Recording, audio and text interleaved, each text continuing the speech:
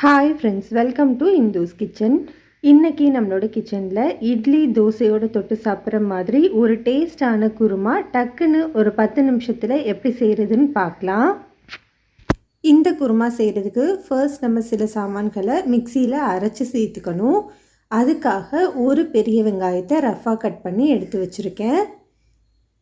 இது கூடவே ஒரு மீடியம் சைஸ் தக்காளியை ரஃபாக கட் பண்ணிவிட்டு சேர்த்துக்கோங்க. கூடவே 1 இன்ச் அளவு இஞ்சியை சின்ன சின்னதாக கட் பண்ணிவிட்டு சேர்த்துக்கலாம். கூடவே 6 பல்லு பூண்டு சேர்த்துக்கோங்க. இப்போது இது எல்லாத்தையுமே ஒரு மிக்ஸி ஜாருக்கு மாற்றிக்கலாம்.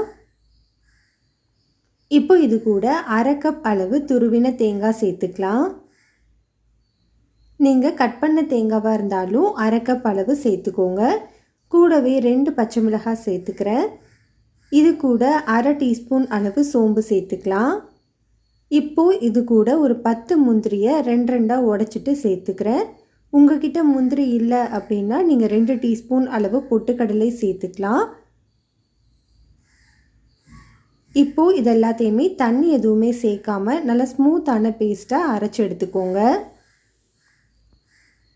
பாருங்கள், இந்த அளவுக்கு நல்லா ஸ்மூத்தாக அரைச்சிருக்கணும். இப்போ இந்த பேஸ்ட்டை தனியாக எடுத்து வச்சுக்கலாம். ஒரு குக்கரில் 2 டேபிள் ஸ்பூன் அளவு எண்ணெய் சேர்த்து சூடுபடுத்திக்கோங்க.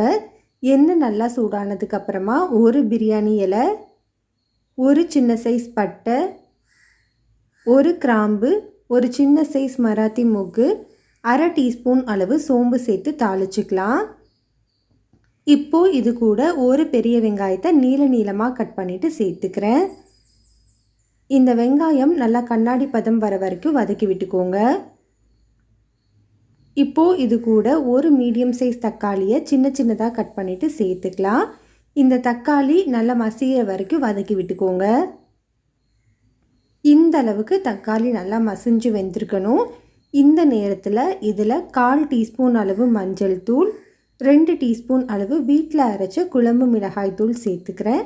உங்ககிட்ட குழம்பு மிளகாய் தூள் இல்லை அப்படின்னா நீங்கள் 1 டீஸ்பூன் அளவு தனி மிளகாய் தூள், 1 டீஸ்பூன் அளவு மல்லித்தூள் சேர்த்துக்கோங்க. இப்போது இந்த தூளோட பச்சை வாசனை போகிற வரைக்கும் நல்லா வதக்கி விட்டுக்கலாம். இப்போ நமக்கு மசாலாவோட பச்சை வாசனை போயிடுச்சு. இந்த நேரத்தில் நம்ம அரைச்சி வச்சுருக்கிற விழுது சேர்த்துக்கோங்க. நம்ம இந்த விழுதை எல்லாமே பச்சையாக சேர்த்து தான் அரைச்சிருக்கிறோம் இல்லையா, அதனால் ஸ்டவ்வை லோ ஹீட்டில் வச்சுட்டு இதோட பச்சை வாசனை போகிற வரைக்கும் நல்லா வதக்கி விட்டுக்கோங்க. இப்போ கிட்டத்தட்ட ஒரு 3லேருந்து 4 நிமிஷம் நல்லா வதக்கிட்டேன். பச்சை வாசனை எல்லாமே போயிடுச்சு. இந்த நேரத்தில் மிக்ஸி ஜார் கழுவிட்டு 2 கப் அளவு தண்ணி சேர்த்துக்கிறேன். 2 கப் தண்ணி சேர்த்ததுக்கப்புறமும் குருமா கொஞ்சம் கெட்டியாக தான் இருக்குது. இது கூட இன்னும் 1 கப் அளவு தண்ணி சேர்த்துக்கிறேன். உங்களுக்கு குருமா எந்த கன்சிஸ்டன்சியில் வேணுமோ அதுக்கேற்றது மாதிரி நீங்கள் தண்ணியோட அளவை சேர்த்துக்கோங்க. இப்போது இந்த குருமாவுக்கு தேவையான அளவு உப்பு, 1 டீஸ்பூன் அளவு கல்லுப்பு சேர்த்துக்கிறேன். கூடவே கொஞ்சம் கருவேப்பிலை சேர்த்துட்டு ப்ரெஷர் குக்கரை மூடி விசில் வச்சு மீடியம் ஹீட்டில் 2 விசில் வச்சு எடுத்துக்கோங்க. 2 விசிலுக்கு அப்புறமா ப்ரெஷர் எல்லாமே தன்னால் அடங்கினதுக்கப்புறம் ஓப்பன் பண்ணி வச்சுருக்கேன். பாருங்கள், நம்மளுக்கு சூப்பரான குருமா ரெடியாக இருக்குது. இந்த நேரத்தில் கொஞ்சமாக பொடியாக நறுக்கின கொத்தமல்லி இலைகள் சேர்த்துட்டு கலந்து விட்டுக்கலாம். அவ்வளோதான், நம்மளுக்கு ரொம்ப சிம்பிளான ரொம்பவே டேஸ்டான குருமா ரெடி ஆகிடுச்சு. இட்லி, தோசை, பூரி, சப்பாத்தியோட ரொம்ப டேஸ்ட்டாக இருக்கும். கண்டிப்பாக இதே மாதிரி நீங்களும் செஞ்சு பாருங்கள். இந்த ரெசிபி உங்களுக்கு பிடிச்சிருந்ததுன்னா லைக் பண்ணுங்கள், ஷேர் பண்ணுங்கள், கமெண்ட் பண்ணுங்கள். மறக்காமல் இந்துஸ் கிச்சனை சப்ஸ்கிரைப் பண்ணிவிட்டு கூடவே பெல் பட்டனையும் கிளிக் பண்ணி ஆளுங்கிற பட்டனையும் கிளிக்